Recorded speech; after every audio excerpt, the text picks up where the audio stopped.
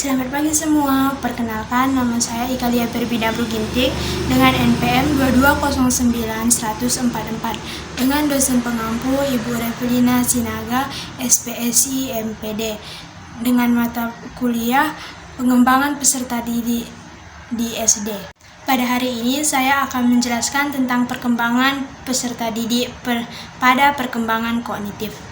Perkembangan kognitif itu adalah tahapan-tahapan perubahan yang terjadi dalam rentang kehidupan manusia untuk memahami, mengolah informasi, dan memecahkan masalah, dan mengetahui sesuatu. Perkembangan kognitif menurut para ahli.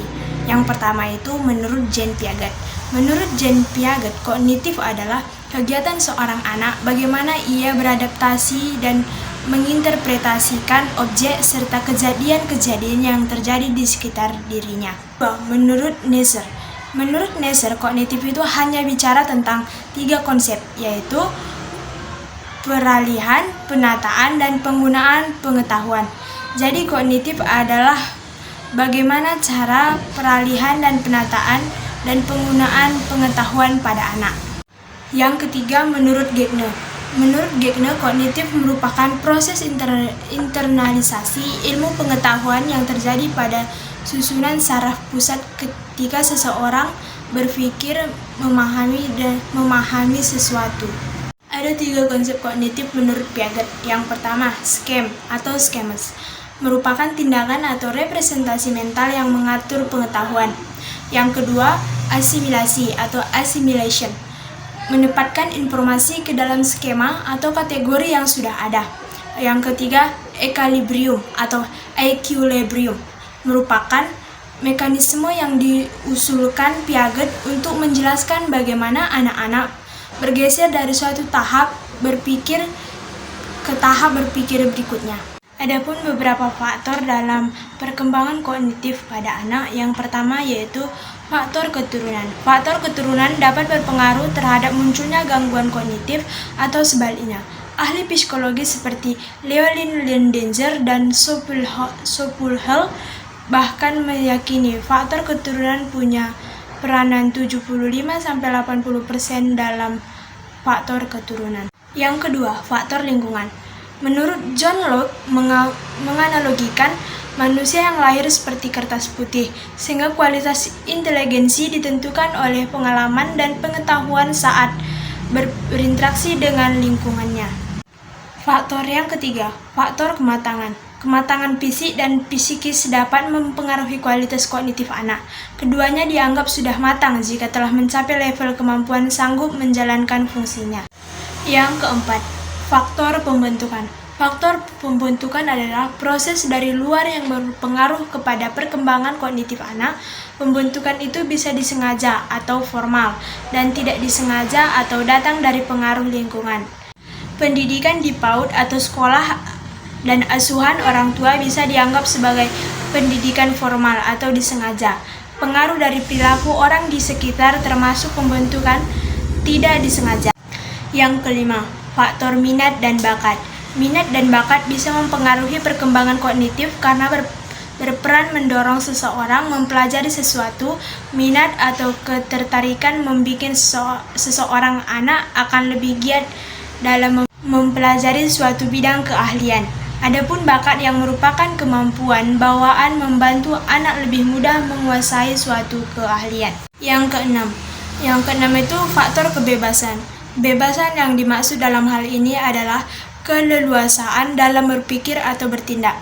Banyak penelitian sudah menunjukkan bahwa kebebasan dalam bertindak dan berpikir atau yang terarah bisa membantu perkembangan kognitif pada anak. Selanjutnya, pengamatan. Setelah kami melakukan observasi ke sekolah, kami dapat melihat seseorang siswi yang kemampuan kognitifnya kurang. Mengapa saya mengatakan seperti itu? Karena sewaktu kami melakukan observasi, anak itu cenderung melamun dan respon terhadap orang baru itu kurang. Anak ini juga lambat dalam merespon guru yang sedang mengajar, dan anak ini memiliki sifat kurang terbuka, dan guru juga harus menjelaskan berulang-ulang kepadanya agar anak ini lebih paham. Kesimpulan yang dapat saya ambil adalah perkembangan kognitif anak mengacu pada proses meningkat pengambilan keputusan dan pemecahan masalah. Nah, adapun cara guru untuk menangani siswi ini adalah siswi ini ditempatkan duduk di bangku paling depan agar guru lebih mudah untuk berinteraksi dengan siswi ini dan guru dapat mengetahui bagaimana perkembangan terhadap pembelajaran yang diajarkan oleh guru kepadanya.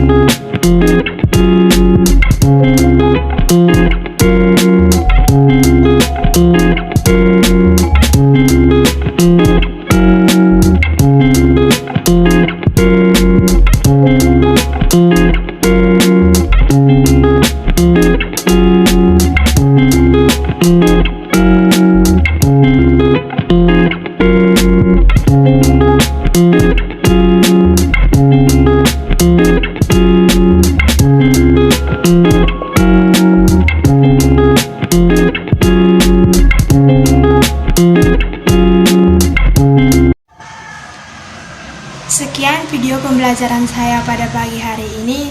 Jika ada tutur kata yang salah, saya mohon maaf. Terima kasih.